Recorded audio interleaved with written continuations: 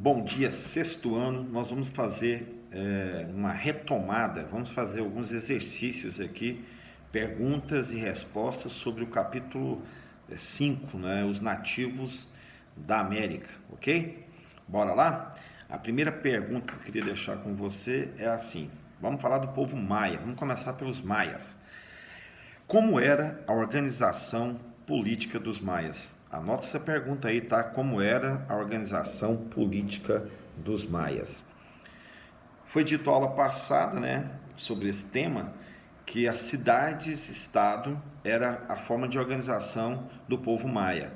Cada cidade tinha seu próprio governante, cada cidade tinha seu próprio exército, cada cidade tinha sua própria lei.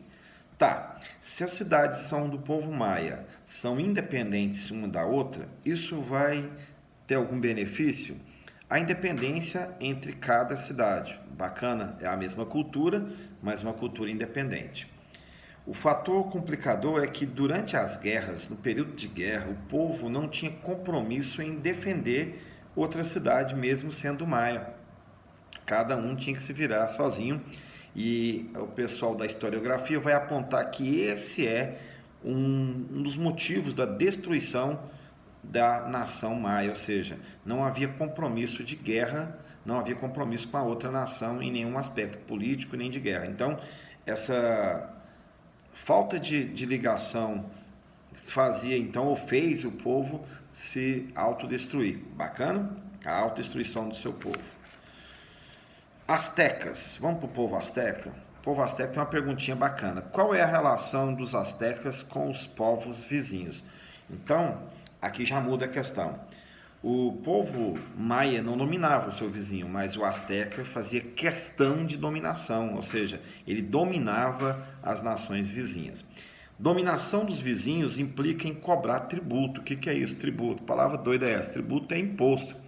Então, eu não vou te matar, eu estou dominando você, vou deixar você vivo, mas você tem que pagar tributos, pagar impostos. E dentre esses impostos também era uma cobrança forte para que o povo que fosse dominado por eles cultuasse o seu próprio Deus. Então, você está dominado por mim, você não pode adorar o seu Deus, você tem que adorar o meu, eu sou o dominador. Então, isso criava uma sensação de inimizade, ou seja, o povo é dominado e de rebelião também. Tanto é que você pode prestar atenção que um dos motivos da destruição dos astecas foram que os inimigos, os escravos, se uniram com o povo espanhol, quando o povo espanhol invadiu os astecas, e então eles se uniam, os escravos se uniam e fortaleciam o exército espanhol na luta contra o povo asteca, ou seja, ele pensava o seguinte: agora é o inimigo comum, o inimigo asteca já tinha o espanhol como próprio inimigo e agora também os seus vizinhos escravos se uniam para destruir o povo. Então, o invasor mais o escravo contra o povo asteca, ok? Então era isso, diferente. E há uma relação de poder, então, você viu a relação de poder, não é?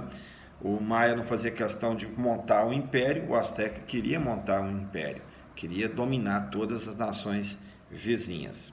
Tanto é que então criou seus inimigos. Uma perguntinha bacana também: como é que era a organização social do povo asteca? Perguntinha: organização social do povo asteca. Havia diferenciamento aqui. Alguns com privilégios. Por exemplo, quem governava vivia do trabalho da população. Parecendo um grupo que nós temos aqui hoje, né? Um grupo que não trabalha, mas vive do trabalho de outros. Então, havia um diferenciado aqui. Qual que era o diferenciado? Os governantes. Eles não trabalhavam, viviam do trabalho da população. Você gosta muito de pirâmides, os meninos adoram uma pirâmide social, desde o Egito. E aqui a pirâmide é básica. Você vai ter no topo da pirâmide quem é? O rei, depois nobres, sacerdotes, depois comerciantes e, para terminar, camponeses. Sempre o camponês está aqui embaixo, né? Coitado do camponês. Então, rei, camponês. Ok? Revisando: rei, nobres, sacerdotes, comerciantes e camponeses. Ok? Então, essa era a organização social do povo asteca. Uma perguntinha religiosa: os astecas acreditavam na vida após a morte? Como é que era a relação da vida após a morte na crença dos astecas? Eles acreditavam sim na vida após a morte. E havia duas grandes possibilidades. Se você tivesse a sua morte num combate, ou no nascimento, ou no ritual de sacrifício, fazendo um sacrifício para os deuses, você ia morar com o Deus Sol, e isso era uma morte com honra. Ou seja, a morte com honra, e além de morte com honra, era uma vida agora com privilégios no mundo espiritual. Ou seja, quem morre no nascimento, na guerra, ou fazendo um sacrifício para o seu Deus, esse morre com honra e vai morar com Deus, ok? Tá, se você morre de forma comum, o que é comum? Morreu sem estar na guerra, sem estar fazendo um sacrifício, e nessa morte comum, então, o comum vai morrer e vai ficar no mundo dos comuns. O que é o mundo dos comuns? É o reino chamado Reino dos Mortos. E no Reino dos Mortos você vai ficar ali por 4 anos, e depois desses 4 anos a sua alma desaparece. Nesses 4 anos você fica, a sua alma tribulada, indo e voltando, e aí depois disso você desaparece, tá? Então, para morrer de forma honrosa, teria que morrer na guerra, servindo um sacrifício ao próprio Deus Sol, ou no nascimento, ok? Bora lá?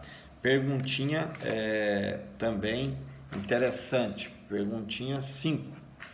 Na perguntinha 5 eu queria fazer uma pergunta sobre como é que era a organização aqui dos nossos nativos, Brazuca.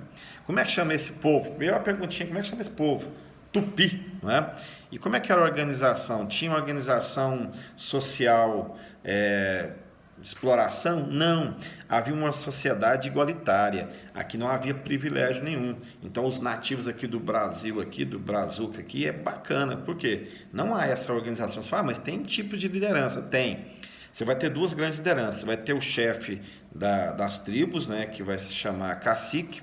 Mas a ideia desse chefe aqui não é uma ideia de uma sociedade menos justa. Esse chefe, ele é chefe e lidera nos combates, né? Nos grandes combates, ok?